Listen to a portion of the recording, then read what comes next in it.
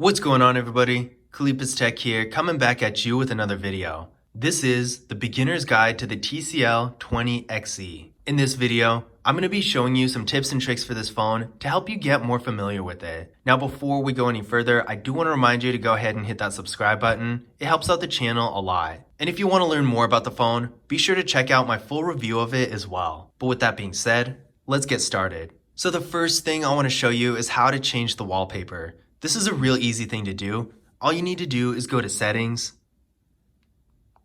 go to Home Screen and Lock Screen, go to Wallpapers, and now you'll be able to choose between live wallpapers, your photos, and wallpapers already on the phone. The next thing I'm going to show you is how to change the theme. Now the theme is basically the appearance of these icons right here. By default, they're going to be round like this, and I personally think this looks real nice, but if you want, you can actually change them up a little. So to do this, we're going to go back to our settings, same place as before, home screen and lock screen. And from here, you're going to want to go to themes. And now you can choose between round style, square style, or you can mix them up.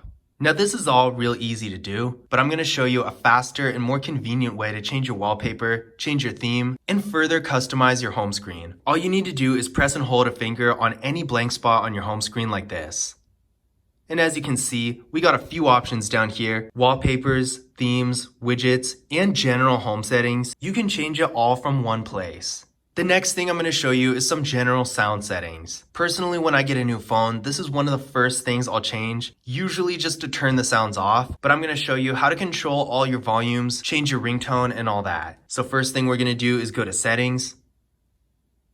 From here, you're going to want to go to Sound and Vibration.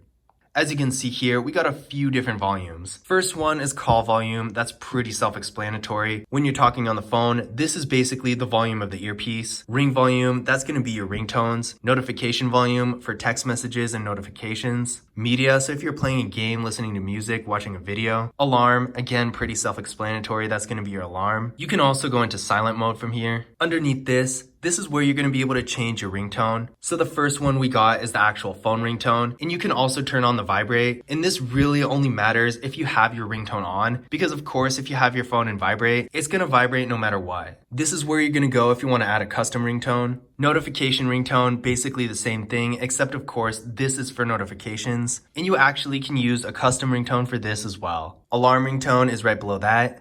You can also turn on Do Not Disturb mode. And if we go to more sound settings, by default, this phone has pretty much any sound it can make activated. So dial pad tones, screen locking sounds,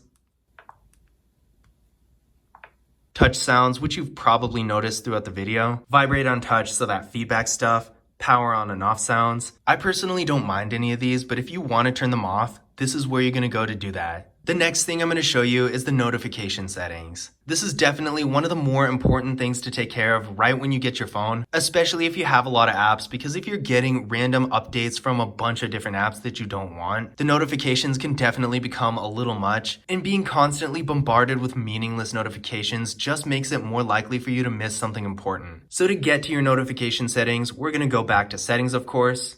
From here, you're going to want to go to notifications. And then from here, go to Manage App Notifications.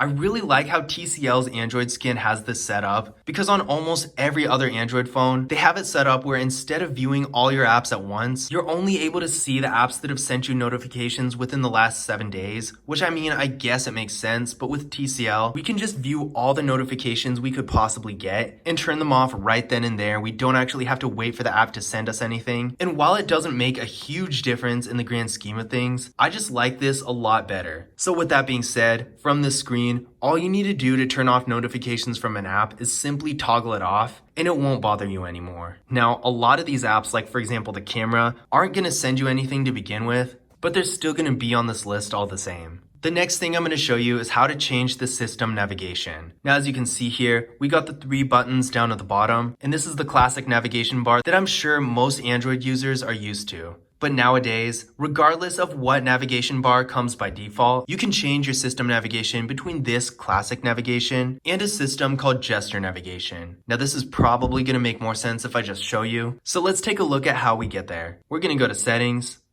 From here, go to Buttons and Gestures. And system navigation is right here. As you can see, by default, it's going to be button navigation, but you can also change it to gesture navigation. When you do this, the buttons are going to be replaced by this little bar, and I think this looks a lot cleaner and more modern. Now this might look confusing if you've never seen it before, but it's actually really simple. To go home, all you need to do is swipe up like this. To go to your recent apps, drag your finger up from the bottom. And to go back, swipe your finger from left to right or right to left. Now with a lot of phones, those are really the only two options you have, but with this phone, we actually get a few other choices as well. So we're back on button navigation, and instead of switching to gesture navigation, you can also change the order of the buttons, so the back button is on the left and recent apps is on the right. This of course isn't going to make a huge difference, but if you like it better that way, you're still going to be able to do it. We can also go to more. And there's a type of gesture navigation called back from bottom. So back from bottom gesture navigation is basically exactly like normal gesture navigation, except instead of swiping left to right or right to left to go back, you're going to swipe up on either the right bar or the left bar. If I'm going to use gesture navigation at all, I personally prefer the regular one, but if you haven't already, I would suggest trying out all of these and seeing which one you like the best, because it's really just going to be up to personal preference. The next thing I'm going to show you is how to take a screenshot. This is a real easy thing to do. All you need to do is press the power key and the volume down key at the same time, just like this. And there you go. That's pretty much all there is to it. This little bar is going to show up for a few seconds. As you can see, it doesn't last long. And the screenshot's going to be saved right to your photos. The next thing I'm going to show you is how to use dark mode. This is a real cool feature that's super easy to access. Now you can technically get there by going to settings and display and all that, but all you really need to do is open your quick menu by swiping down once and twice, going to the next page, and dark mode is right here. Now as you can see, dark mode is on, and if I go to the menu or pretty much anywhere on the phone, you're going to see the effects right away. And of course, to turn it off, go back to the quick menu, and tap the icon one more time. If you want, you can also hit the drop down and you can schedule it to turn on automatically. The next thing I'm going to show you is how to change your screen lock. So what we're going to do is go to settings. From here, go to the security menu. And screen lock is right here. It's going to have you enter your current PIN. And as you can see, you can choose between none, swipe, pattern, PIN, or password, with none being the lowest security, and of course, password being the highest. Now, if you want, you can also use the fingerprint scanner and the face unlock. All you need to do to activate those is go back, and from the main security menu, you can see fingerprint is right here, and face unlock is right here. All you need to do is go onto them. It's gonna ask for your PIN as always. You can add fingerprints, or if you wanna do face unlock, same kind of thing. And once you register your fingerprints or your face or both, they're automatically going to be activated on your phone. You don't need to switch anything on and off. All you need to do is register the information and they'll start working right away. The last thing I'm going to show you is how to change your screen timeout time. If you're ever in a situation where you're reading or watching a video or something like that and your phone falls asleep, you might want to change your screen timeout time. To do this, we're going to go to settings. From here, go to display. And right here where it says sleep, as you can see, I have mine set to 30 minutes, but you can have it as short as 15 seconds or as long as never. But this was my beginner's guide to the TCL 20XC.